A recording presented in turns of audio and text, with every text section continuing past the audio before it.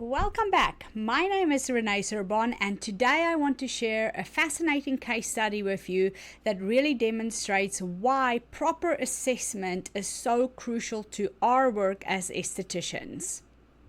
This is the story of a client who came to me last summer. She is a female, 35-year-old with a Celtic background, and she came to me for a consultation completely convinced that she developed a sun sensitivity. She visited two other estheticians who both advised her to have quite aggressive treatments, basically to calm her skin down and take down the inflammation and so forth. But there was something that just did not quite add up. By the end of this video, I hope that by sharing this story, you'll understand how a corneotherapeutic approach to a consultation really helped me reveal the real issue that was underlying her skin concerns, and why traditional approaches could have made her condition worse and aggravated her skin even further. Plus, I will be sharing with you my complete summer sensitivity assessment protocol so that you can avoid this common mistake in your practice. This client scheduled her appointment with me after what she described was the worst skin reaction in her life. I was quite intrigued. She'd spent a weekend at the beach and came home with what looked like a severe sunburn. There was redness, burning, itching. Her skin was really uncomfortable and warm and inflamed. What she reported was that there was a sudden onset of redness after sun exposure. She also described her skin as feeling tight and angry. Angry is actually a phrase I hear quite often when there is so much inflammation associated, and it's the angry that immediately tip us often towards thinking that it's just angry because there was sun exposure, like it would feel angry and tight when you have a sunburn. However, she also reported that products that were fine initially was now stinging her skin upon application.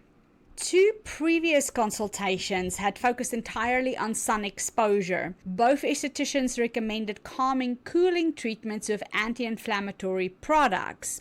One even suggested to do a peel and reset for her skin, and of course, during her explanation of this, my mind just had red flags going off everywhere. This is exactly the kind of situation where a corneotherapeutic assessment makes such a big difference. Instead of just listening out for what the symptoms are, immediately a corneotherapeutic approach will make you think about what has triggered it, what's the underlying cause, so that we can then think about the cell structure and function and what other systems are involved in the condition that the client is presenting. With a corneotherapeutic approach, we will be treating the symptoms, and we need to be able to understand what's really happening with the skin barrier at a cellular level rather than just treating the symptoms on the surface. During the consultation, I applied the care framework that I shared with you in the previous video. During the connect phase, I asked her if there's anything in her routine that has changed. I asked her about her travel and day-to-day habits, and also what product she was using. Of course, this is where the story started to emerge.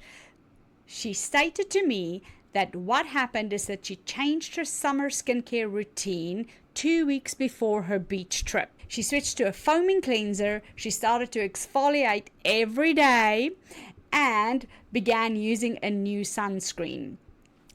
Now, this was all because she saw a beauty influencer that said that this is the perfect summer skin routine. Well, now we were getting somewhere. This was not just a sudden sun sensitivity. This was a complete barrier dysfunction from over-cleansing, over-exfoliating, made worse by the exposure that she then had on her beach trip. But the key point was that her skin barrier was actually already damaged, and it was compounded by the sun exposure on an already damaged skin. My professional assessment confirmed it. Her hydration levels was completely depleted. Her lipid production was erratic with dry cheeks and very oily through the T-zone.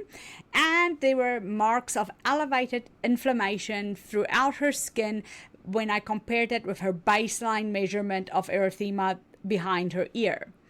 All signs were starting to point to skin barrier dysfunction and not true sun sensitivity, which again she never had earlier in her life. Here's the key insight, however. Sun sensitivity and skin barrier disruption can present very similarly. They look identical in the initial visual assessment of the client's skin. That's why we have to ask more questions. The treatment approaches are quite different. Treating a barrier dysfunction skin as sensitivity could potentially make the condition worse. This is the reason why we never treat on appearance alone. We need to understand the underlying causes, choose the right intervention, and have long-term results for our client's skin. Once I understood what we were dealing with, of course, that made my path of treatment quite easy. The treatment plan became very, very clear that we needed to apply the 3 R's of corneotherapy, and we started to work on repair, replenish, and regenerate. First, we had to stop all damaging products. No more foaming cleanser, definitely no more daily exfoliation, and I switched her to a mineral-based sunscreen for a temporary period of time so that it will sit on the surface of the skin rather than absorb into the skin. So my preference in a situation like this is actually a dry sunscreen, and after we repaired her skin barrier, we could resume to a more traditional type of sunscreen for her. But that was quite important, and I also made sure that I asked her to avoid the sun until her skin started to show signs of repair, and if she was then in the sun, that she does that with protection. In the repair phase for her, we focused on lipid barrier repair using ceramides, free fatty acids, and cholesterol-based treatments and products. We use gentle barrier supportive products that would help to rebuild the skin's natural defenses, essentially repairing the brick wall, protecting her from the outside world.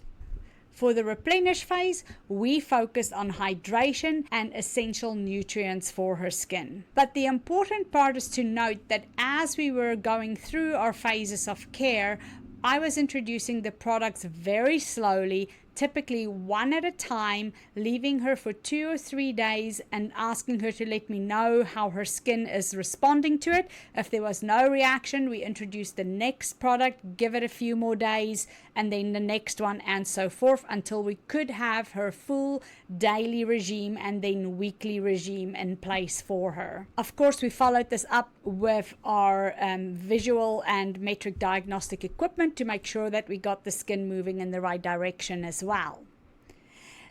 The regenerative phase came later after we completely stabilized her skin barrier, and then after that we gradually introduced renewal treatments that supported natural skin turnover without causing any further damage to her skin. The results spoke for itself. Within 2 to 3 weeks, her inflammation markers dropped significantly. By week 4, her hydration levels were up and her skin was feeling a lot more comfortable and not so tight as she was describing. And by the end of week 6, she was able to enjoy normal activities, obviously with the right sun protection in place. It is cases like this that illustrates to me again and again why proper consultations and proper assessments are so important in the work that we do. If we treated her skin symptom wise and just assumed that it was a sun sensitivity because she had a sunburn and really didn't think any deeper beyond that, we would have absolutely missed the clues that she actually was dealing with a disrupted skin barrier, and that cooling and anti-inflammatory treatments was going to ignore the real underlying problems, because it would have been treating the symptoms but not actually repairing her skin barrier necessarily. Here are the red flags that should make you think skin barrier dysfunction rather than a true sensitivity. Recent routine changes, multiple new products introduced, skin symptoms worsened with traditional calming treatments, and obviously they improved with barrier supportive treatment care. The lesson here is not just about this case, however. It is about the importance that a thorough skin assessment is going to help us distinguish between the underlying causes to conditions and symptoms. The good news is that by understanding what was really going on with my client's skin, we could address the cause rather than just managing symptoms that could have been short-lived. I have created a summer assessment protocol for you that I hope you will enjoy. It includes all the questions that I typically ask in situations like this to dig a little bit deeper when I see the flags that I mentioned earlier in this video. I also share in this protocol the measurements that I take and the decision tree that I use to differentiate between sensitivity and barrier dysfunction. Download it in the description below and let me know what you think. I really hope that it is helpful for you. And now, if you found this video helpful, please give it a thumbs up and share in the comments below what case studies you would like to see. Thank you so much for watching, and I will see you in the next video.